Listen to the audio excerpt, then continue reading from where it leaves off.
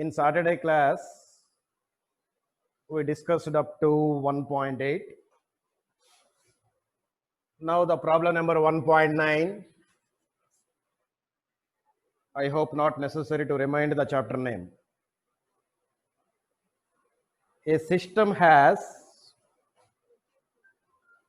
two charges, QA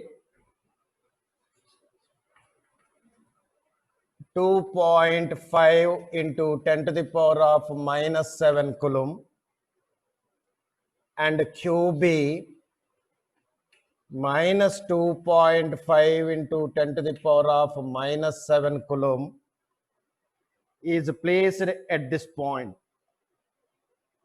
is located at points. This is located at a point A, 0, 0, minus 15 centimeter. The charge B is located at a point B, 0, 0, plus 15 centimeter, respectively. What are the total charge and electric dipole moment of the system? Now here, by seeing the given data, we come to know that QA is plus 2.5, QB is minus 2.5. So this is positive and this is negative, having the same magnitude. That is nothing but two equal and unlike charges separated by a certain distance. Two equal and unlike charges separated by a certain distance. What is the distance between these two? So this is z-axis, and this is negative z-axis, and this is the positive z-axis. For example, for my convenience, if I call this is a z-axis, this is a y-axis, some other axis x will be like this.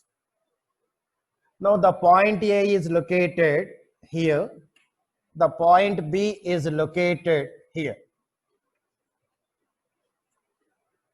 So this is the z-axis, what I am calling negative z-axis, positive z-axis. So minus 15 here, plus 15. Then what is the total distance between A and B now? What will be the total distance between A and B? Total distance. Total distance is equal to total distance between these two, 15 centimeter and 15 centimeter, 30 centimeter.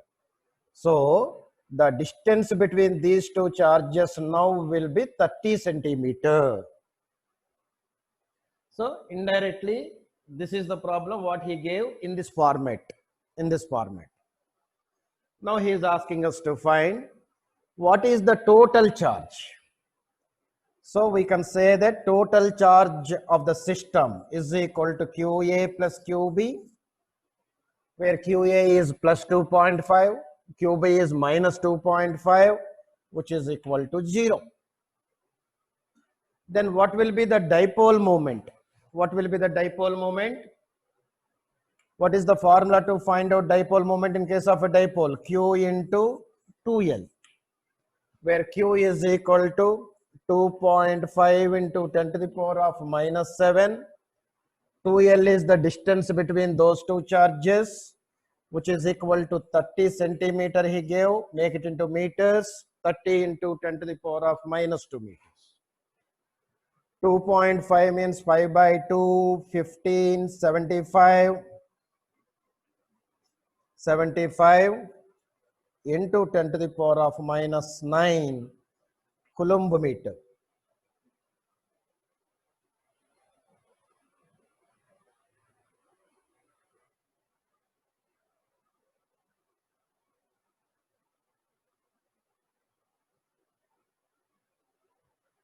Tenth problem.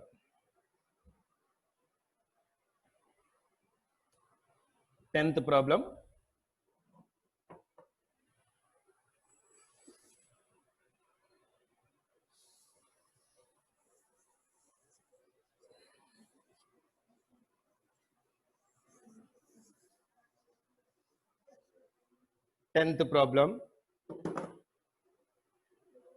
An electric dipole with dipole moment.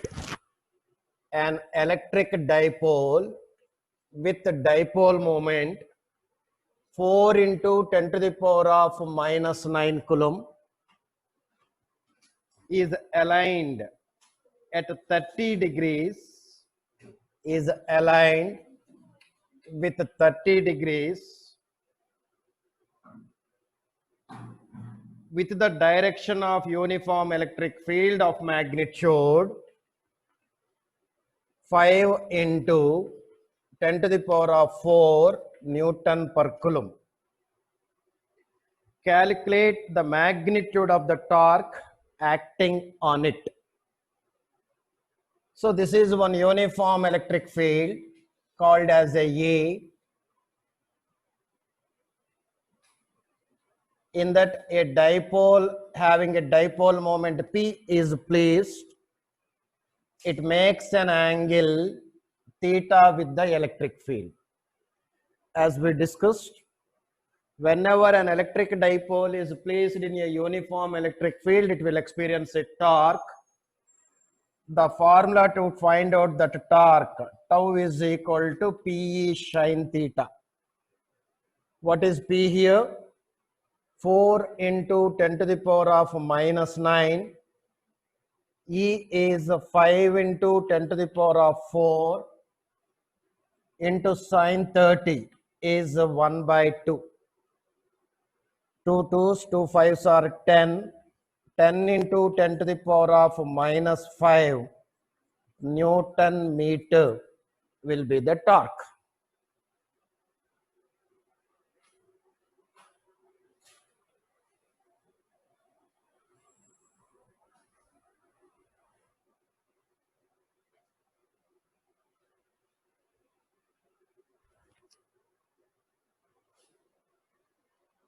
Next one. 11th one.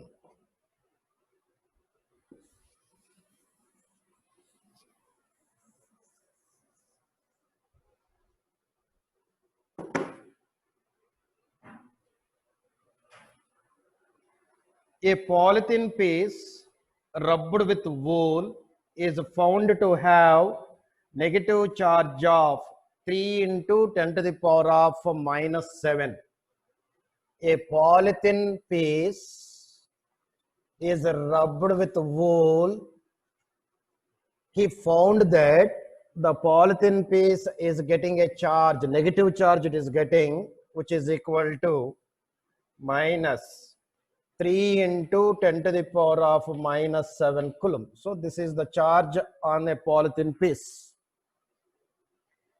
Estimate the number of electrons transferred. Estimate the number of electrons transferred from where to where, from which to which. By rubbing these two, this is getting a negative charge. So as we know, the excess of electrons will lead negative charge body. That is nothing but in polythene piece, we have an excess of electrons. So obviously, the electrons will transfer from where to where? Electrons will transfer from wool to polythene. So because of the excess of electrons only, this polythene piece is getting this much of charge. Now estimate the number. How many number of electrons are transferred? How many number of electrons are transferred? As we know, the charge is quantized. Here is asking us to find the number of electrons which are transferred. Q is nothing but 3 into 10 to the power of minus 7. E is nothing but 1.6 into 10 to the power of minus 19.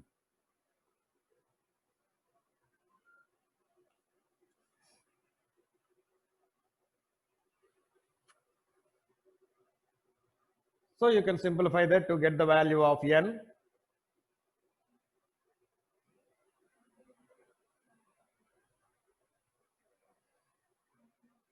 Is there a transfer of mass from wool to polythene?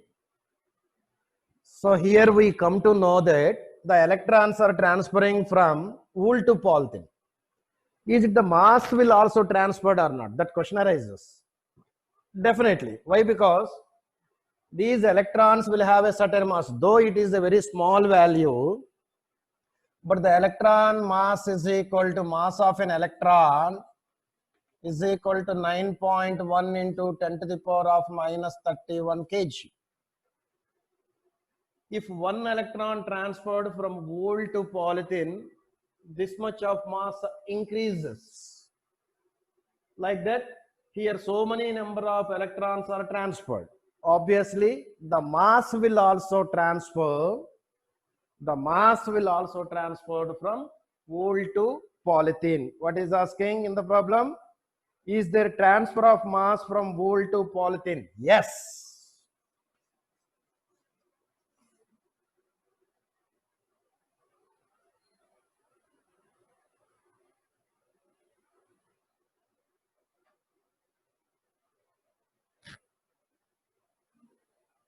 Next, 12th problem.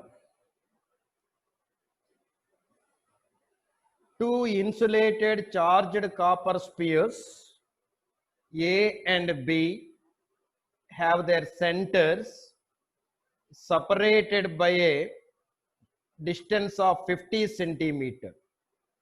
What is the mutual force of electrostatic repulsion if the charge on each is 6.5 into 10 to the power of minus 7 coulomb? So this is very simple problem. Already we solved such problem also. I hope first problem or second problem I didn't remember. What is given is two charged sphere having same charge and separated by a distance r. Then these two charges are similar charges. Then what is the force, electrostatic force of repulsion?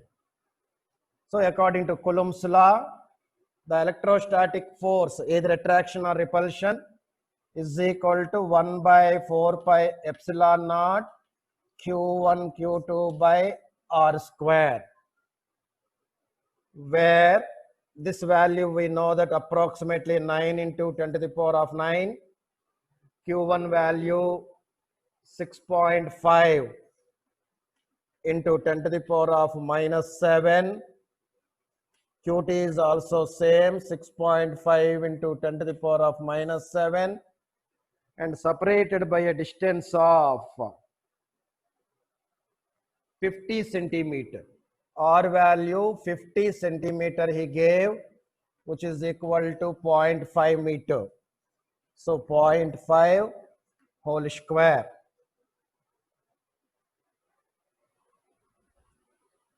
You can simplify it.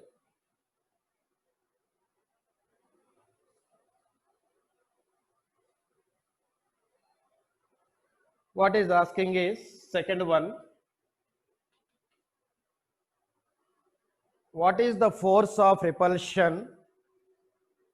What is the force of repulsion if each charge is doubled and the distance between them is halved?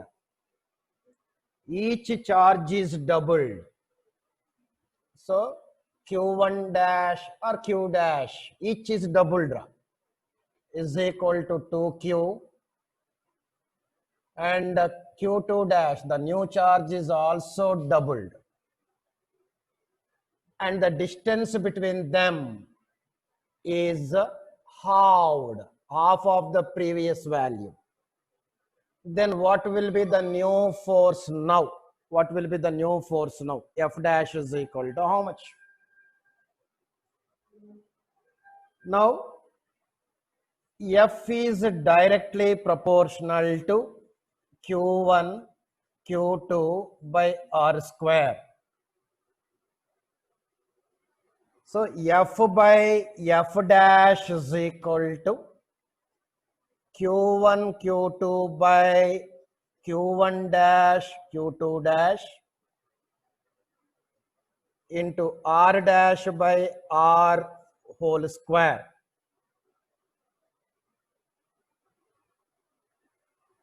Where Q1 is equal to Q,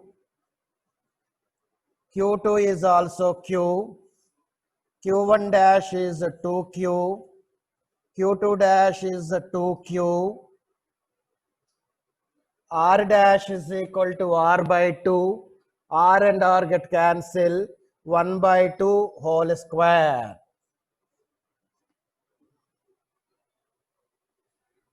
Now Q get cancels. Here 1 by 4 and here 1 by 4. We are going to get 1 by 16. Then what will be the new force now? F dash is equal to 16 times of F.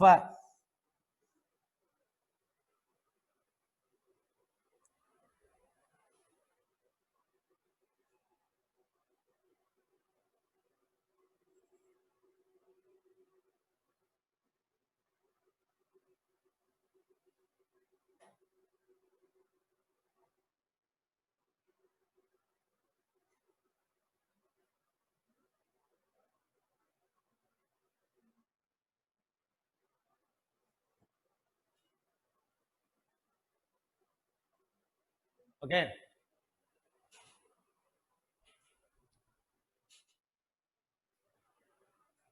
So here we will get the value of F.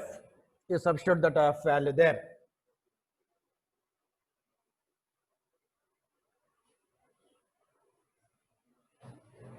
Next one.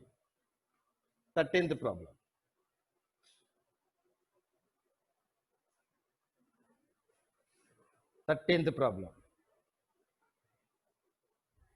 This problem is also continuation for the 12th problem. Continuation for the 12th problem, 13th problem. He considered two spheres. He considered two spheres A and B. This is having a charge QA and this is having a charge QB. So in the 12th problem, what is given? QA is equal to QB is equal to Q, which is equal to 6.5 into 10 to the power of minus 7 coulomb. Now what he is doing is,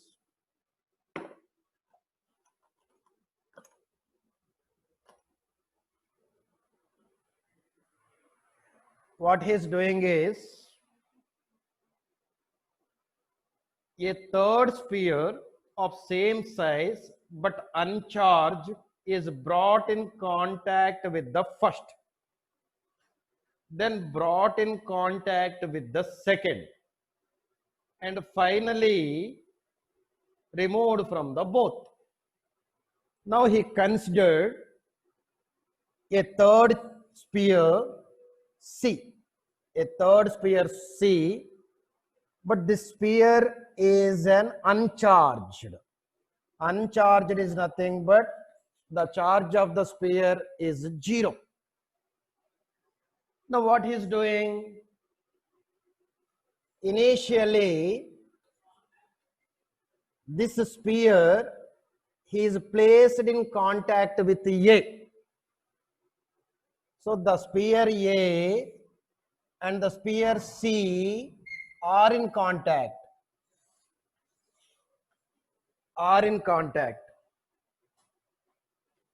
The sphere A and the sphere B are in contact. Then after he removed that sphere C. As we discussed in the method of electrification by conduction, whenever two bodies are in contact, then there will be a transfer of the charge will takes place from one body to another body until both will attain the same charge. That is nothing but because of the contact, both the spheres will get the same charge. How much charge will get? Which is equal to QA plus QC by 2. Already we discussed that formula. QA plus QC by 2. Whereas QC is equal to 0, QA is equal to Q. So I can write it as Q plus 0 by 2, which is equal to Q by 2. So after contact, the sphere A will get that much of charge, even sphere C will also get the same amount of the charge.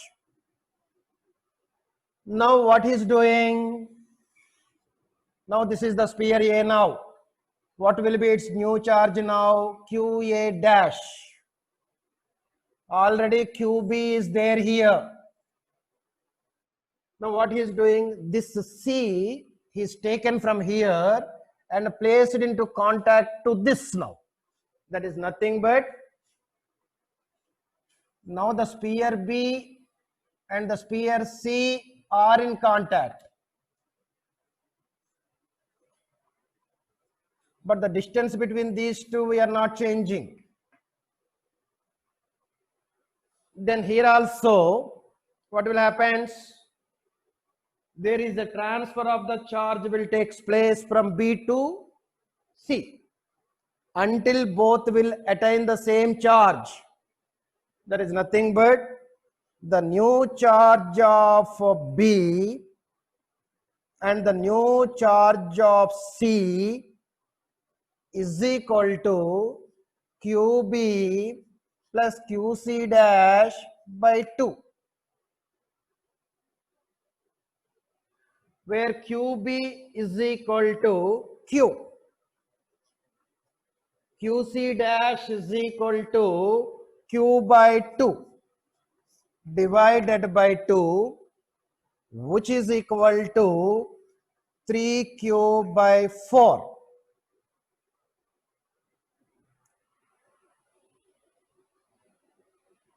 Q by 4.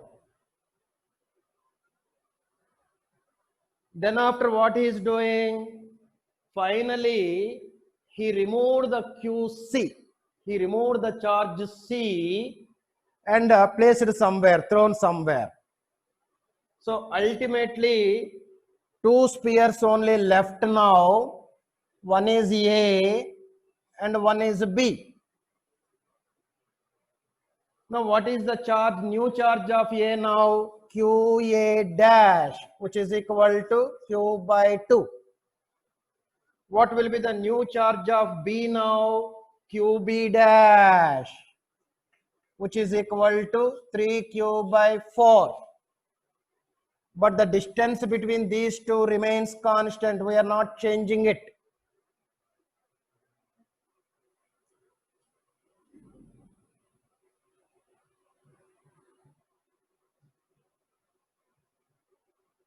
In this case, if the force is F, what will be the new force now?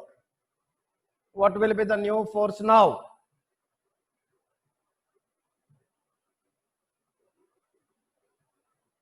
If you see this diagram and this diagram, the distance remains constant and the medium between the two charges is also constant, both the cases air only. Then what are the variables now? Only the charges are variables. Then I can write F is directly proportional to. F is directly proportional to.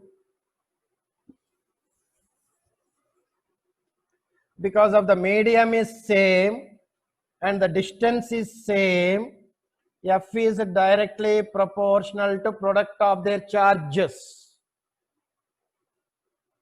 So f by f dash is equal to q1 q2 by, or qa qb, what not you can call, qa qb by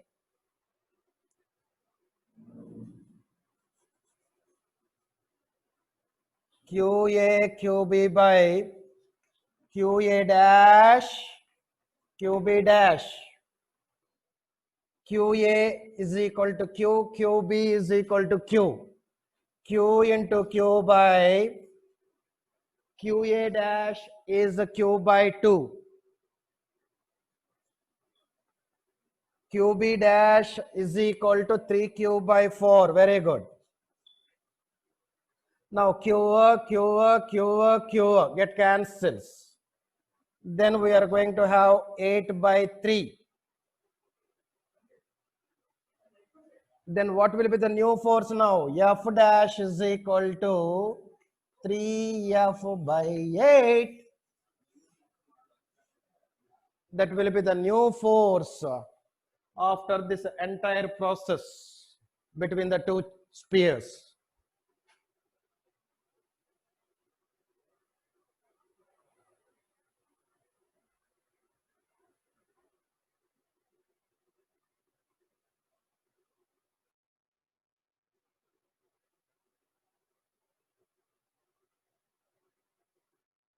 Bit lengthy, but this problem based on electrification by conduction.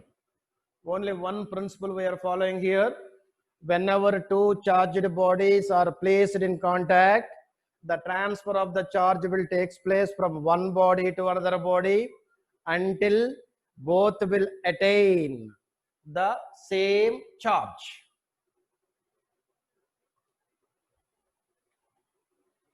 Next problem.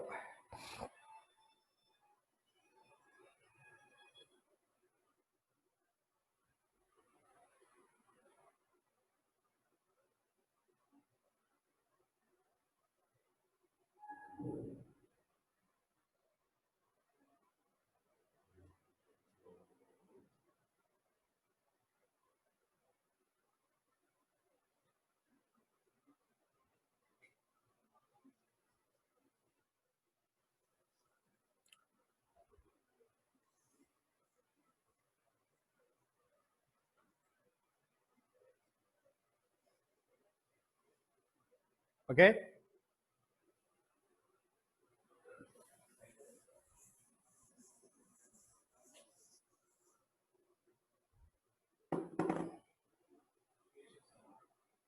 Fourteenth problem.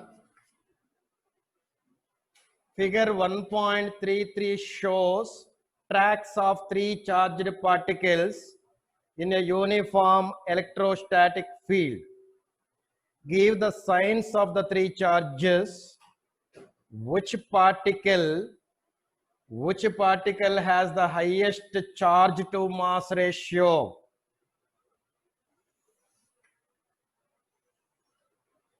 Now this is the positively charged plate and this is the negatively charged plate. So the direction of electric field is from positive to negative. In this direction, the electric field direction will be there. So in this direction,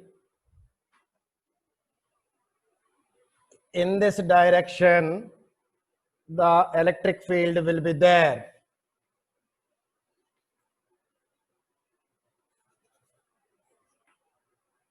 The electric field will be there.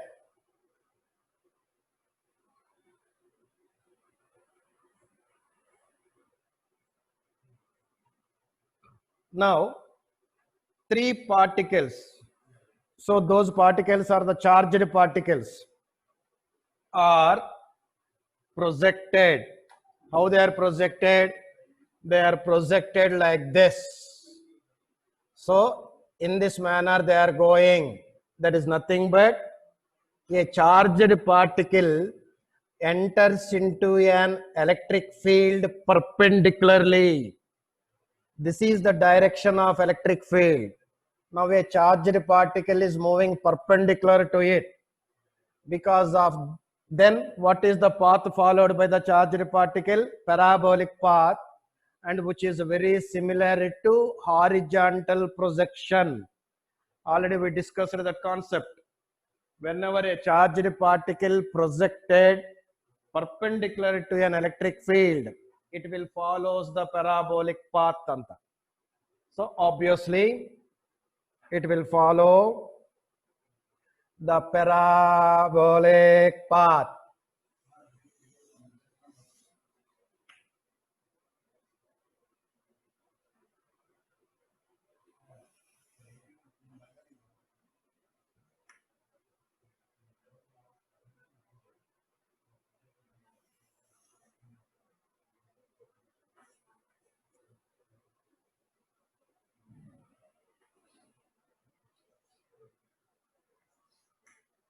This is the first particle, second particle, and third particle. Now, so here, what is the nature of the first particle, and what is the nature of the second particle, and what is the nature of the third particle? Nature is nothing but either it is the positively charged or negatively charged. Here, this charged particle is attracted towards the positive plate. This particle 1 is attracted towards the positive plate. Definitely it is a negatively charged particle. Here is also the second one is also attracted towards the positive plate. That is nothing but the second particle is also negatively charged particle. Whereas the third particle is attracted towards the negative plate. So the third particle is the positively charged now. Like that we can identify the nature of the particle. Either it is a positively charged or it is a negatively charged. Because of these two are attracted towards the positive plate. So these two are the negatively charged particles and this is the positively charged particle. Then one more he is asking, which particle has the highest charge mass ratio? Which particle has the highest charge mass ratio? So this is the vertical distance traveled. This is the vertical distance traveled by the third particle. This is the vertical distance traveled by the second particle. This is the vertical distance traveled by the first particle. So, this is vertical distance traveled by the first, vertical distance traveled by the second, vertical distance traveled by the third. He is asking us to find the ratio of charge to mass. Which particle will have this ratio is more, charge to mass. Then how will decide? In case of a horizontal projection, we know that y is equal to half a t square. Half g t square will get. Instead of g, here I am taking a. As we know, whenever a charged particle is moving in an electric field, it will experience a force. F is equal to ma. A is equal to EQ by M. Now the value of Y becomes of EQ by M T square.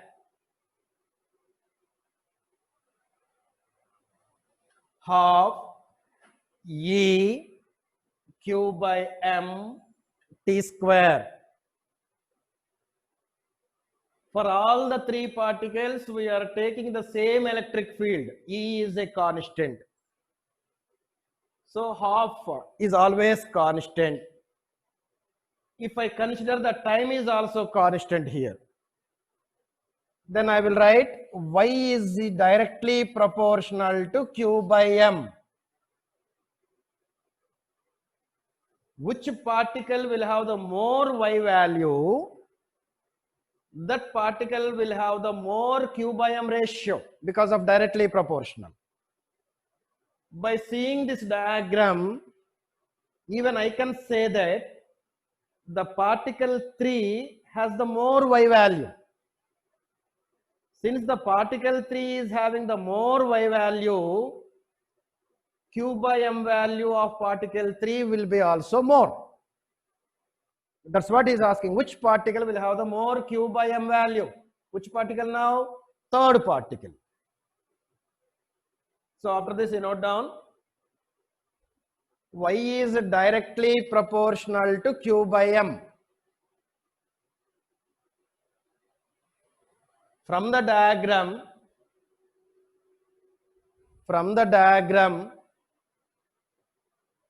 we come to know that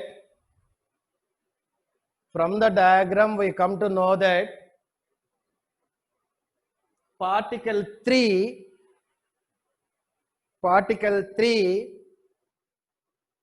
is having more y value. Particle 3 is having more y value. So q by m ratio value or q by m ratio value will be also more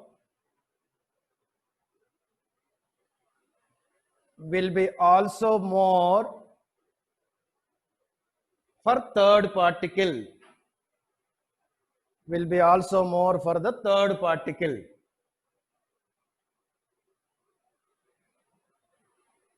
Okay, like that we can decide. Next, 15th problem.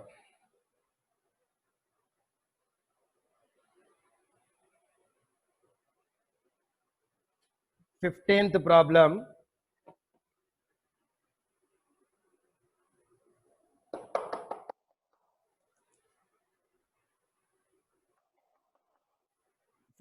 problem.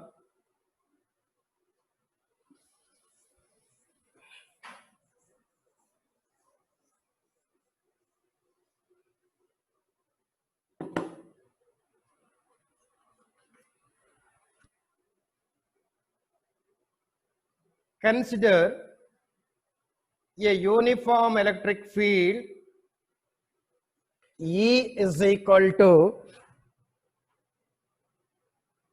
3 into 10 cube I cap Newton per Coulomb.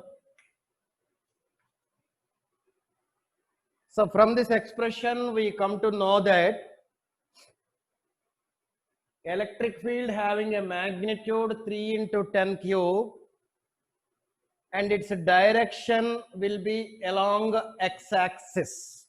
Its direction will be along x-axis, I cap.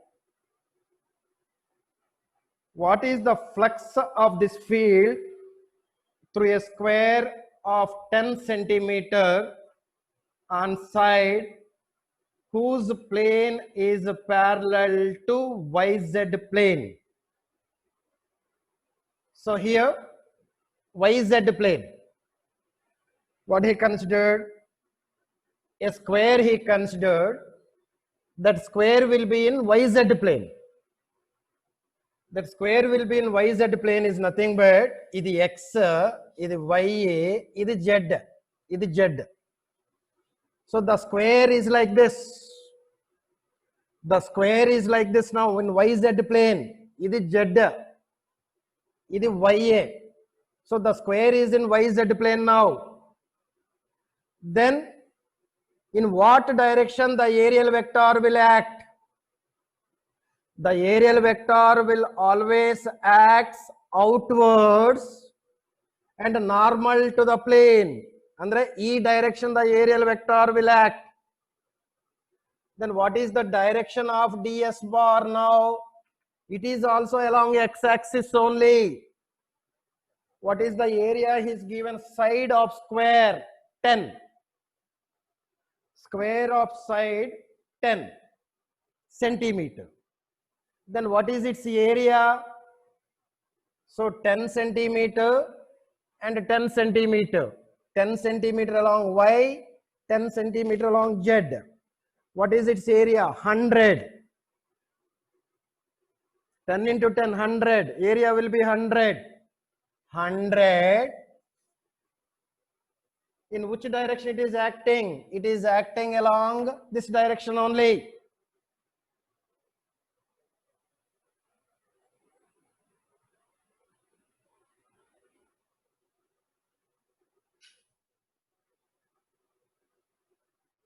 Then he is asking us to find the flux. Flux is equal to E bar dot ds bar,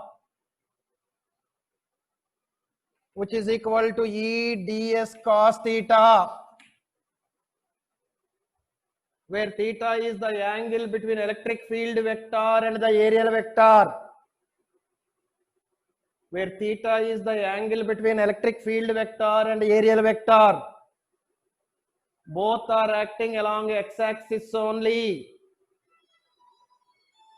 So then what is the value of theta now? Theta value is equal to 0.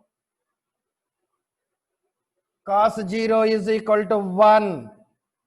So E value is 10 cube. ds value is 100. Aerial vector, which is equal to 3 into 10 to the power of 5 Weber.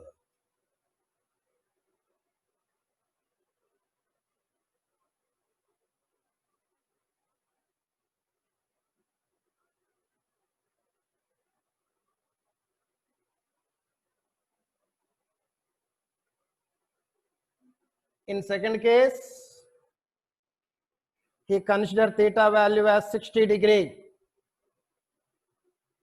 In second case, he considered the value of theta as 60 degree.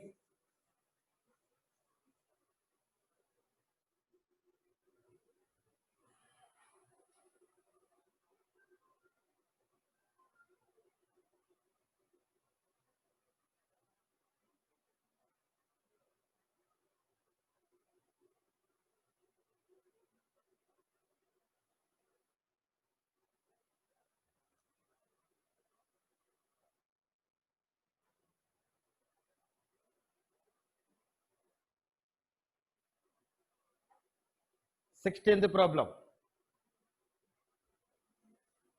What is the net flux of the uniform electric field of exercise previous problem through a cube of side 20 centimeter oriented so that its faces are parallel to the coordinate planes? So he considered a cube.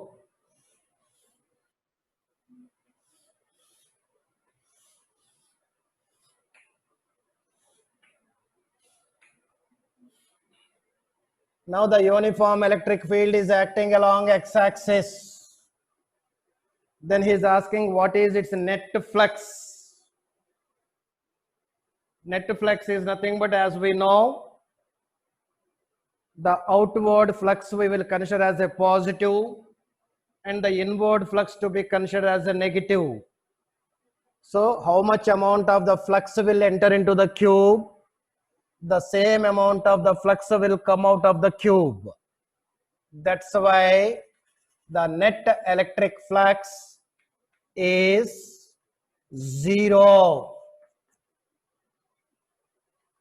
So electric flux is nothing but the electric line of forces only. How many number of electric line of forces will enter? The same number of electric line of forces will come out. So this inward, this outward. Outward to be considered as positive and inward to be considered as a negative. So the answer will be 0.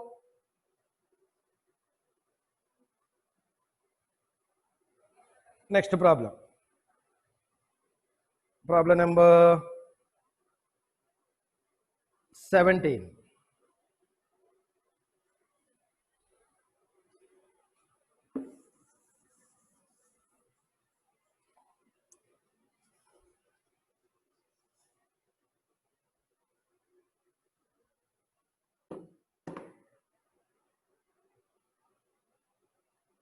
Careful measurement of the electric field. 17. careful measurement of the electric field at the surface of a black box indicates that the net outward flux through the surface of the box. So the flux is given 8 into 10 cube Newton meter square per coulomb. What is the net charge inside the box? Net flux is given, net charge is asking. According to Gauss theorem, the total normal electric flux is equal to 1 by epsilon naught times of the total charge enclosed by it. From here I will write Q is equal to epsilon naught into pi. Epsilon naught value 8.854 into 10 to the power of minus 12. And phi value is 8 into 10 cube.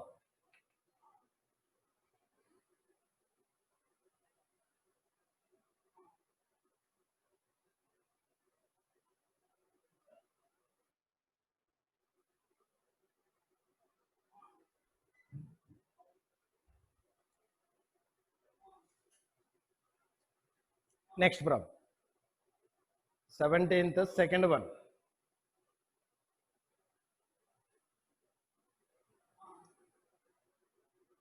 Go through that. If the net outward flux through the surface of the box were 0, could you conclude that there were no charges inside the box? Why or why not? For example, he considered this is the box. He considered this is the box. Or Q. He says that the net flux coming out of this box is 0. Net flux coming out of the box is 0. Based on his statement, will we conclude there are no charges are present in the box? There are no charges are present in the box. Shall I give that statement? Shall we conclude like that? Because as we know, if there is no charge, there will be no flux. But here, flux is equal to 1 by epsilon naught times of total charge enclosed here. Total charge, not a single charge, total charge. For example, two charges are there. Q1 is equal to Q. Q2 is equal to minus Q.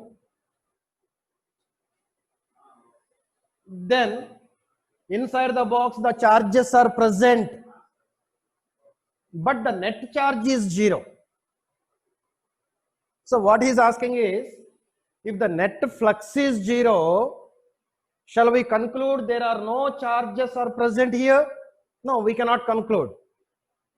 Charges may or may not present. Because here, while using the Gauss theorem, we have to go with 1 by epsilon naught times of the total charge. If Q1, Q2 both are 0, the flux will be 0. Otherwise, the sum of Q1, Q2 is 0, then also the flux will be 0. Understood? So here, what is given the statement is, shall we conclude there is no charges present? No, we cannot conclude. Why? If the net charge is 0, then also the flux will be 0. So we can say that the charge may or may not present inside the box, but the net charge inside the box must be 0. Then only the flux will be 0.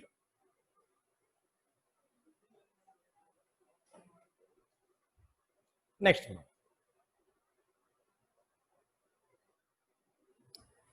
Okay. So remaining problems will conclude tomorrow, and tomorrow itself we'll go with the new topic, electric potential. Thank you.